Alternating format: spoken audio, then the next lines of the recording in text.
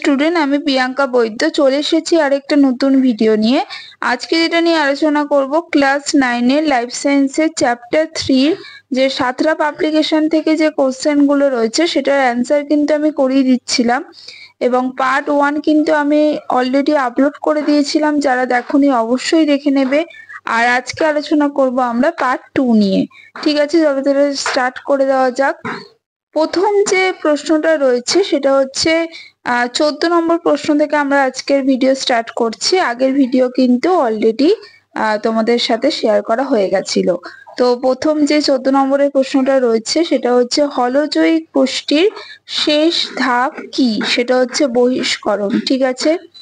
15 নম্বর প্রশ্ন হচ্ছে একটি প্রোটিন ভঙ্গ উৎসেচকের উদাহরণ দাও যা অগ্ন্যাশয় রসে থাকে। সেটা হচ্ছে ট্রিপসিন।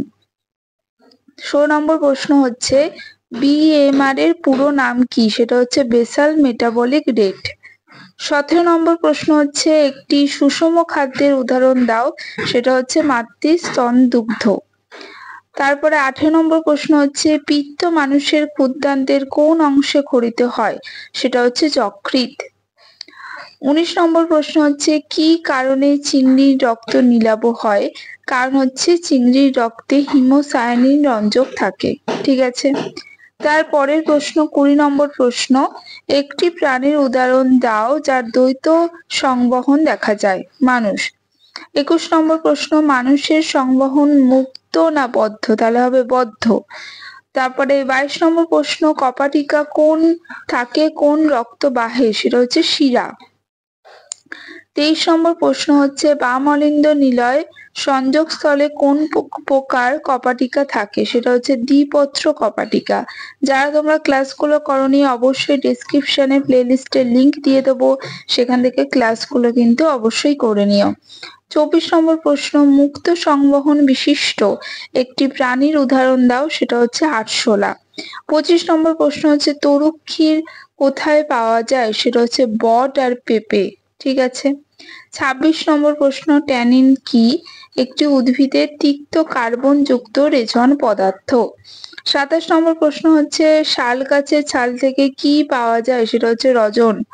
28 নম্বর প্রশ্ন হচ্ছে মেরুদণ্ডী প্রাণীদের রেচন অঙ্গের নাম কি? সেটা হচ্ছে বৃক্ক।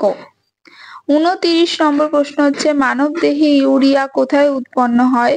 সেটা হচ্ছে মানবদেহে ইউরিয়া কোথা থেকে যদি বলে যে উৎপন্ন হয়, সেটা হচ্ছে প্রোটিন থেকে।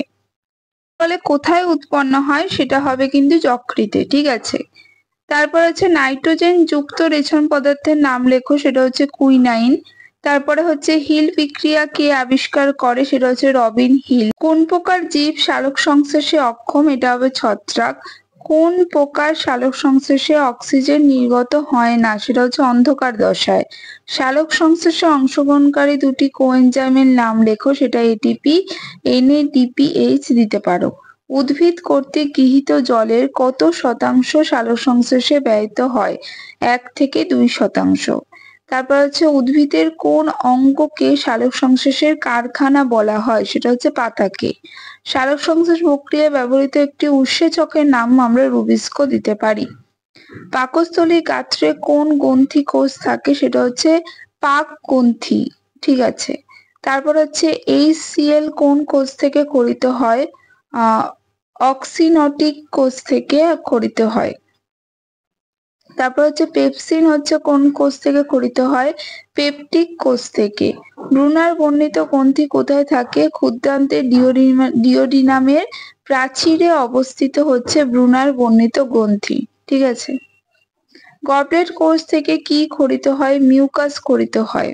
তারপর হচ্ছে আর্জেন্টাফিন কোষ থেকে কি খরিত হয়? সেটা হচ্ছে সেরোটোনিন। ব্রুনারের গ্রন্থি থেকে কি খরিত হয়? মিউকাস সমৃদ্ধ ক্ষারীয় তরল। খাদ্যের চর্বণ কোথায় ঘটে? আমাদের মুখবিবর বা মুখগহ্বরে। পেরিস্টালসিস চলন কখন ঘটে? খাবার যখন আমরা গিলে ফেলার সময় এটা ওই প্রসেসটা কিন্তু ঘটে থাকে। তারপর হচ্ছে চর্বণ ও পেরিস্টালসিস কোন প্রকারের ধরনের মধ্যে পড়ছে পরিপাকে? সেটা হচ্ছে যান্ত্রিক পরিপাক।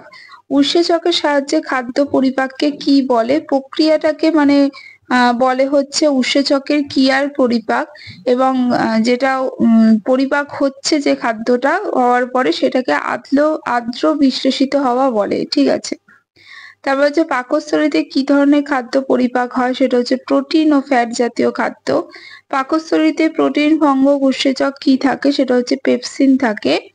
পাকস্থলীতে ফ্যাট ভঙ্গক উৎসেচক কি থাকে, লাইপেজ থাকে। এবং 52 নম্বর প্রশ্ন হচ্ছে পেপসিন প্রোটিনকে কিসে পরিণত করে, সেটা হচ্ছে পেপটোনে পরিণত করে। আর রেনিনের উৎস কি, সেটা হচ্ছে কিডনি থেকে ক্ষরিত হয়। তাহলে এই ছিল আমাদের আজকে পার্ট 2। নেক্সট পার্ট নিয়ে খুব তাড়াতাড়ি হাজির হব। আজকের মতো টাটা।